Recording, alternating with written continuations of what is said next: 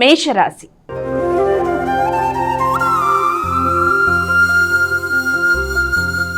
అమ్మ, మొదటి రాశి అయినటువంటి మేషరాశి వారికి ఈరోజు ఎలా ఉంది? మేషరాశి వాళ్ళకి ఆర్థిక సంబంధమైన విషయాల మీద అధిక శాతం దృష్టి కేటాయిస్తారు. తల్లి యొక్క ఆరోగ్యం మీద కూడా తగిన దృష్టితో ముందుకు వెళ్ళడానికి విశేషంగా కృషి చేస్తారు. తల్లి యొక్క ఆరోగ్యంతో పాటుగా మీ ఆలోచనలలో అధిక శాతం మీ మీద మీకు నమ్మకం పెరుగుతుంది. కొత్త ఉత్సాహంగా ఉంటారు. నూతన నిర్ణయాలతో ముందుకు వెళ్ళడానికి ప్రయత్నం చేస్తారు. కానీ ఉద్వేగాల్ని అధిగమించాలి, ఘర్షణలకి దూరంగా ఉండాలి, తొందరపాటు నిర్ణయాలు తీసుకోకూడదు. అలాగే సంఘంలో వ్యక్తులతో మీరు మూవ్ అయ్యేటప్పుడు తగిన జాగ్రత్తలతో ముందుకు వెళ్ళడానికి ప్రయత్నం చేయాలి. కొత్త ప్రదేశాల్లో ఆహార సేకరణ విషయంలో తగిన జాగ్రత్తలతో శ్రద్ధ తీసుకుంటూ ముందుకు వెళ్ళాలి. అలాగే ఎమోషన్స్ని అధిగమించడానికి ప్రయత్నాలు లాంటివి చేయాలి. వృషభ రాశి.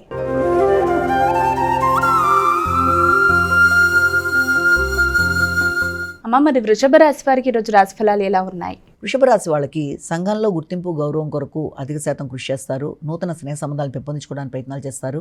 కానీ వ్యక్తుల యొక్క స్వార్థపరులైన వ్యక్తులతో తగిన జాగ్రత్తలతో ముందుకు వెళ్ళడానికి మీరు ప్రయత్నాలు చేయాలి. భాగస్వామి యొక్క ఆరోగ్య విషయంలో కూడా తగిన శ్రద్ధ తీసుకోవడానికి ప్రయత్నాలు చేస్తారు. స్నేహ సంబంధాల్లో అభిప్రాయ భేదాలు రాకుండా తగిన జాగ్రత్తలతో ముందుకు వెళ్ళాలి. ముఖ్యంగా దూర ప్రయాణాల విషయంలో కావచ్చు, అలాగే గృహ సంబంధమైన వాతావరణం విషయంలో కావచ్చు, వాటి విషయంలో తగిన శ్రద్ధ తీసుకోవాలి. విద్యార్థులు విద్యా సంబంధమైన విషయాల్లో, ఉన్నత విద్యకు సంబంధించిన విషయాల్లో కూడా సీరియస్గా కాన్సన్ట్రేట్ చేసి చదివే విధంగా ముందుకు వెళ్ళాలి. మిథున రాశి.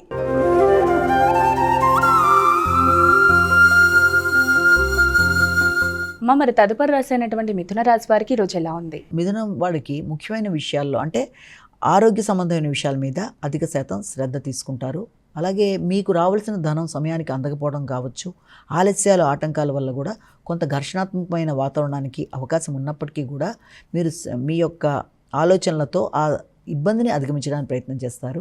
రావాల్సిన ధనం సమయానికి రాకపోవడం వల్ల కొన్ని రకాలైన ఇబ్బందులు ఏర్పడడం, దానివల్ల మాట విలువ తగ్గడం, అలాగే ఇంతగా ఎవరికన్నా మీరు వాగ్దానాలు ఇచ్చినట్లయితే ఆ ధనాన్ని ఇస్తానని ఆ విషయంలో సమయాన్ని సర్దుబాటు చేయలేక కొంత ఘర్షణాత్మకమైన వాతావరణం లాంటిది ఏర్పడడం, తద్వారా వ్యక్తులతో భావోద్వేగాలు అధికమై ఘర్షణాత్మకమైన వాతావరణం లాంటిది ఎదురయ్యే అవకాశం ఉన్నప్పటికీ అలాంటి సమస్యలన్నింటినీ మీరు అధిగమించడానికి మీ యొక్క విజ్ఞతతో ఆలోచించుకొని ఘర్షణలకి దూరంగా ఉండి ప్రశాంతతను పెంపొందించుకోవాలి.